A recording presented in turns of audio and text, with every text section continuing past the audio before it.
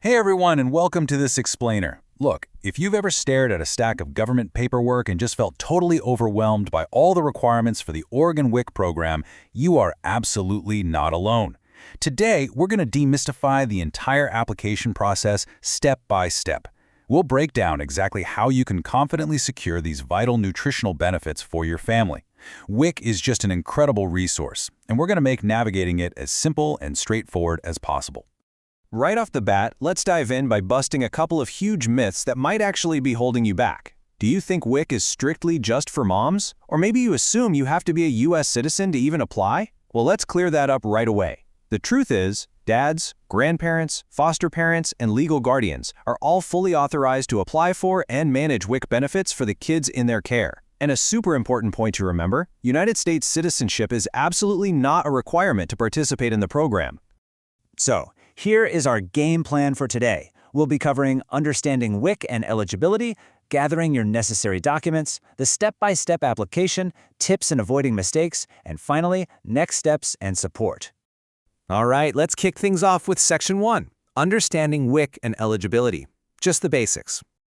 You know, it's actually really fascinating how the state of Oregon defines the WIC program. It's not just a basic food charity or a simple grocery handout. Actually, WIC functions as a highly targeted, early intervention public health model. The program specifically homes in on critical biological and developmental windows. Think pregnancy, lactation, infancy, and early childhood. The ultimate goal here is to mitigate nutritional deficiencies early on, improve birth outcomes, and establish healthy behaviors that are going to last a lifetime. Okay, so how do you know if you're actually eligible? To participate in the Oregon WIC program, you have to satisfy 4 distinct frameworks. First, you've got to physically reside within the state of Oregon. Second, you must meet what they call a categorical status, which just means you're currently pregnant, recently postpartum, or applying on behalf of a child under their 5th birthday.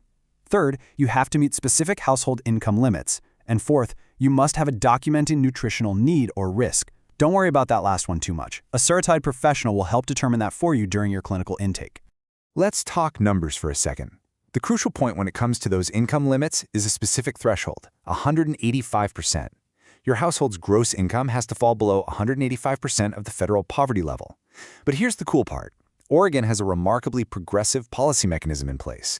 If you're pregnant, local program staff are authorized to count both you and your unborn fetus as members of the household. So you're effectively raising your household size, which naturally bumps up your income ceiling and makes it a whole lot easier to qualify. And speaking of making things easier, this brings us to a brilliant shortcut called adjunct eligibility. Basically, if you or your family members are actively enrolled in the Oregon Health Plan, SNAP, food stamps, temporary assistance for needy families, or the food distribution program on Indian reservations, guess what? You are automatically deemed income eligible for WIC.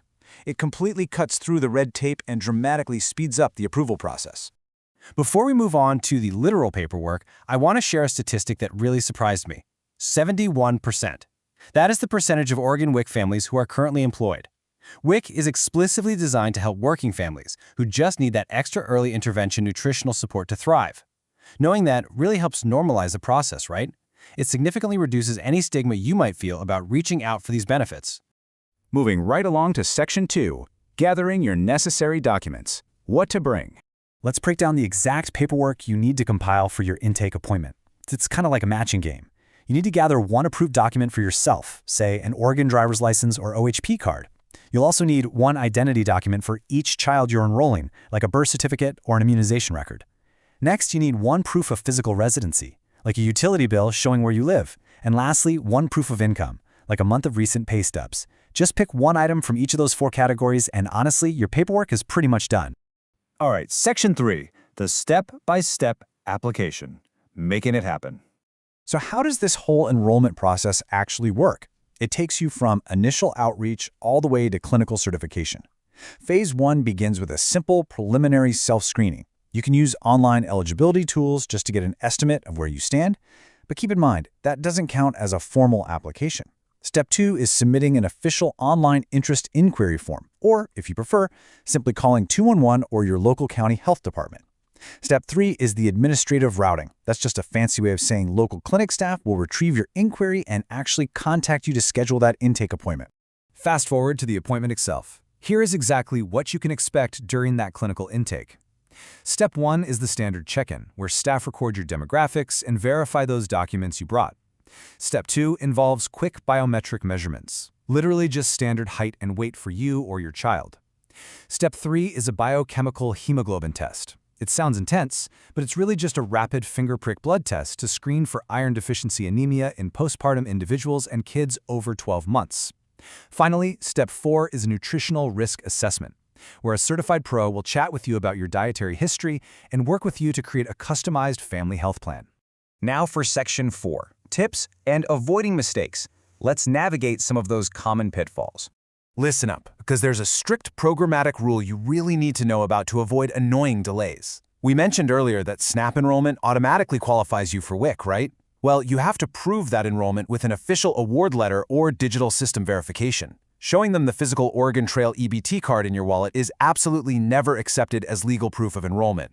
Why? Simply because holding the plastic card doesn't actually guarantee your account is currently active and certified. So always bring the actual paperwork. When you're calculating your gross household income, it's also absolutely vital to understand what the state excludes.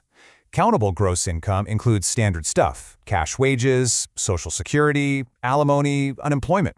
But the state purposely ignores certain funds to ensure equitable access. For instance, standard commercial bank loans? Excluded. And if you're a student, financial aid intended strictly for tuition, books, supplies, and direct student housing is totally non-countable. That is a massive relief for student parents calculating their household limits. Finally, Section 5, next steps in support. Maximizing your benefits. Okay, so you successfully completed your clinical assessment, you signed the participant form, and you are officially certified. Awesome.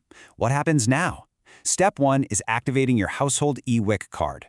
It's a debit-style card that cleverly pools all the benefits for your qualifying family members into one convenient place. Step 2 is getting the staff to help you set up the WIC Shopper mobile app.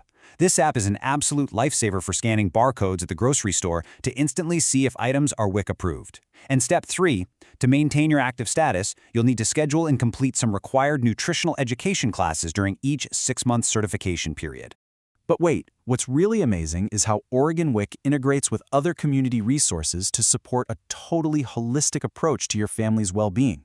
Eligible non-infant WIC cardholders can participate in the Farm Direct Nutrition Program, which literally gives you $28 in seasonal checks to buy fresh produce straight from local farmers. Plus, depending on your county, there are these great regional partnerships. Like in Lane County, WIC offers free annual park passes to cardholders, which is such a beautiful way to connect a physical outdoor activity directly with nutrition. To kind of wrap up this explainer, I want to anchor our discussion with this incredibly powerful vision statement straight from the Oregon WIC program. Oregon families have the resources and knowledge to achieve optimal nutrition and lifelong health. I absolutely love this quote because it really reminds us of the ultimate impact of applying. It's not just about bags of groceries, it is about equipping you with the resources to set your child up for a healthy life. Now, as always, we got to provide a quick disclaimer. This explainer is for informational purposes only. Administrative frameworks can shift from time to time, so please consult your local Oregon WIC office, use 211-INFO, or visit the Oregon Health Authority websites to find the absolute most accurate and updated directives for your specific local clinic. So I'll leave you with this final crucial question. Are you ready to take that first step toward better nutrition and support for your family today? You've got the full playbook now. You know exactly what documents to gather, how to avoid those common pitfalls, and what goes down at the clinic. Reach out to your local office and secure the benefits you and your family truly deserve. Thank you so much for joining me on this explainer, and happy learning.